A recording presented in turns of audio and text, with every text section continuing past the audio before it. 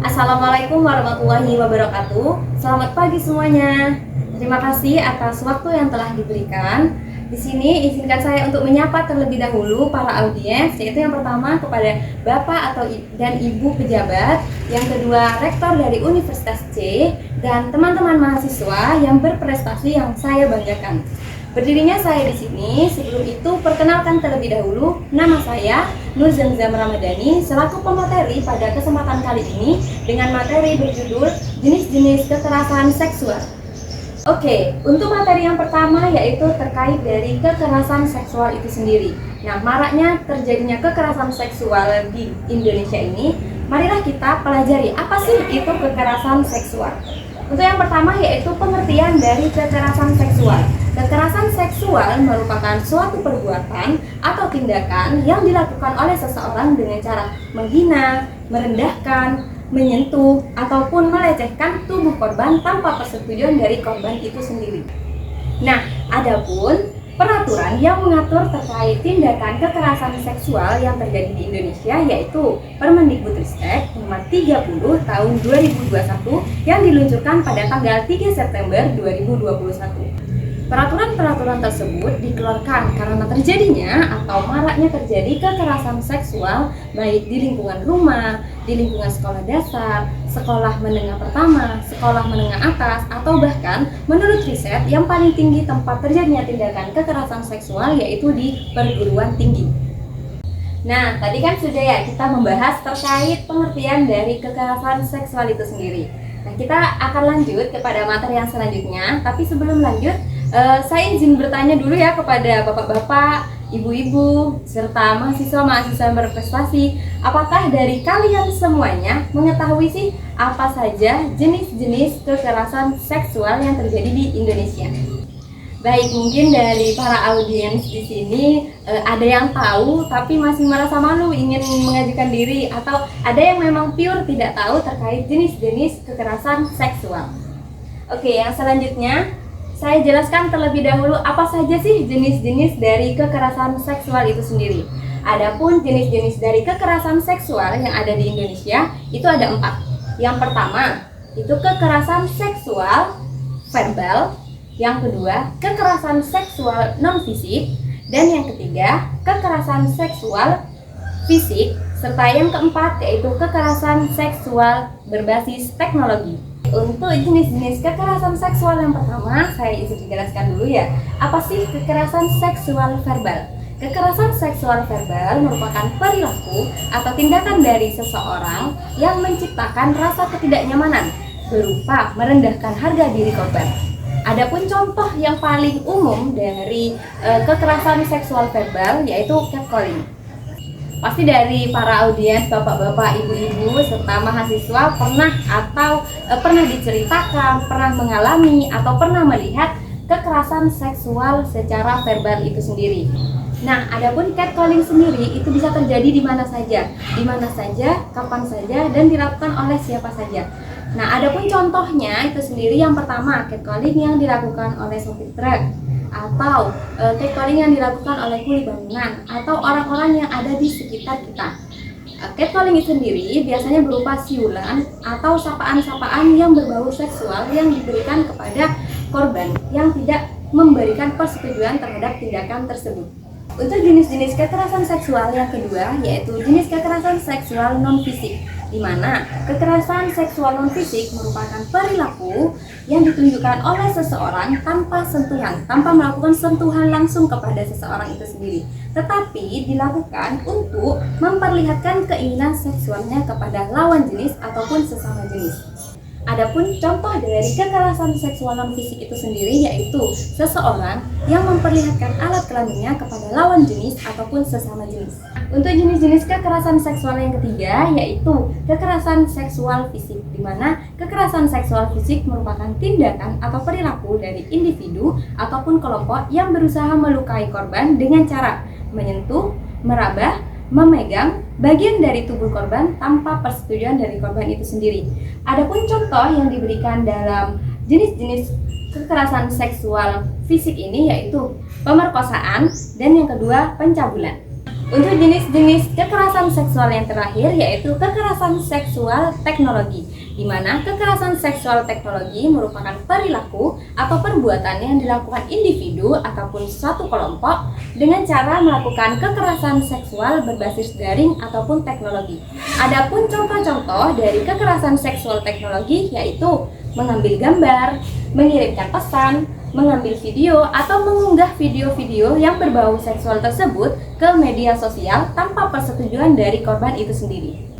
Oke, tadi kita udah mempelajari atau membawakan materi terkait dari jenis-jenis kekerasan seksual itu sendiri. Mungkin dari bapak-bapak, ibu-ibu, serta mahasiswa yang berprestasi sebagai audien perlu sih apa ya yang menjadikan contoh-contoh dari kekerasan seksual itu sendiri. Nah, saya akan berikan beberapa contoh kasus dari kekerasan seksual, baik kekerasan seksual verbal, kekerasan seksual fisik, kekerasan seksual non-fisik, dan kekerasan seksual teknologi. Komnas Perempuan memang kami telah menerima pengaduan dari Ibu AA pada bulan April 2023 dan saat ini sedang kami periksa lebih dalam terkait laporan yang disampaikan kepada kami. Nah, terkait bentuk kekerasan seksual, mungkin kita bisa merujuk dan tentu tadi harus dicek kembali ini masuk ke dalam kategori yang mana. Korban di dalam pengaduannya menyampaikan bahwa bentuk kekerasan yang ia alami adalah pelecehan seksual verbal dan juga pengiriman melalui pesan ya. Nah, video yang baru saja ditampilkan itu merupakan salah satu contoh dari kekerasan seksual verbal berupa catcalling atau berbicara secara seksual kepada korban tanpa persetujuan korban itu sendiri. Baik, dari studi kasus yang telah saya tampilkan tadi terkait dari kekerasan seksual verbal, menurut saya kekerasan seksual verbal yang terjadi pada studi kasus tersebut telah melakukan tindakan-tindakan yang kooperatif dari pelapor serta terlapornya, di mana pelapor melakukan tindakan yang benar dengan cara melaporkan pelaku yang melakukan kekerasan secara verbal terhadap dirinya kepada pihak yang berwajib. Nah, adapun yang terlapor atau pelaku juga melakukan tindakan yang kooperatif yaitu dengan mengikuti prosedur-prosedur terkait dengan penanganan dan pencegahan terjadinya kekerasan seksual itu sendiri. Terlapor sendiri mendatangi atau memenuhi panggilan-panggilan dari pihak yang berwajib. Inilah rekaman CCTV saat seorang pria masuk ke salah satu toko roti di Jalan Nusa Indah, Malaka Jaya, Durensawit, Jakarta Timur. Awalnya tidak ada yang mencurigakan, namun pria yang memesan minuman itu tiba-tiba beraksi eksibisionis alias sengaja memamerkan alat vitalnya ke karyawati toko roti yang melayaninya. Puas dengan aksinya, pria ini lalu membayar pesanannya dan meninggalkan toko. Korban yang membersihkan lantai mendapati cairan di tempat pria tadi berdiri. Oke, untuk video yang selanjutnya yang telah saya tampilkan tadi merupakan salah satu kekerasan seksual non-fisik, di mana menurut saya korban merasa trauma terhadap kejadian tersebut. Kejadian yang begitu cepat yang dilakukan oleh pelaku saat korban sedang lengah atau sedang melakukan transaksi jual beli, sedangkan pelaku berusaha untuk memperlihatkan alat kemaluannya kepada korban. Menurut saya, tindakan yang dilakukan korban merupakan tindakan yang benar, yaitu dengan menghindari atau tidak peduli dengan apa yang dilakukan oleh pelaku. Respon yang diberikan oleh korban dapat mencegah atau menghindari terjadinya kekerasan seksual lanjutan yang akan dilakukan oleh pelaku. Dia nekat melecehkan anak didiknya yang masih di bawah umur dengan modus membangunkan korban untuk sholat. Satreskrim Polres Pamekasan, Jawa Timur menangkap seorang pria berusia 48 tahun, seorang guru mengaji yang melakukan pelecehan seksual kepada anak didiknya yang masih berusia 11 tahun dan duduk di bangku kelas 4 SD. Baik, dari video yang saya tayangkan, yaitu video ketiga, merupakan kekerasan seksual fisik berupa guru ngaji yang melakukan pencabulan atau pelecehan secara seksual kepada anak didiknya. Seharusnya menurut saya tempat yang dijadikan untuk belajar atau yang dititipkan dan dipercaya oleh para orang tua untuk menitipkan anaknya untuk belajar dan menimba ilmu, akan tetapi tempat-tempat yang dipercaya oleh orang tua untuk menitipkan anaknya dalam belajar dan menimba ilmu dijadikan sarana dan prasarana bagi oknum-oknum atau pelaku kekerasan seksual untuk memenuhi hasrat seksualnya kepada anak didik mereka. Menurut saya, kejadian tersebut perlu dilakukan penanganan yang dilakukan oleh pihak-pihak yang berwenang. Pihak-pihak yang berwenang seharusnya memberikan saksi kepada pelaku atas pelaporan tersebut dan melakukan pemulihan kepada korban. Seorang siswi SMP menjadi korban pemerkosaan di Kota Agung, Tanggamus, Lampung. Ia dicekoki minuman keras oleh 3 orang teman sekolah. Saat korban tak sadarkan diri, para pelaku memperkosa korban secara bergiliran.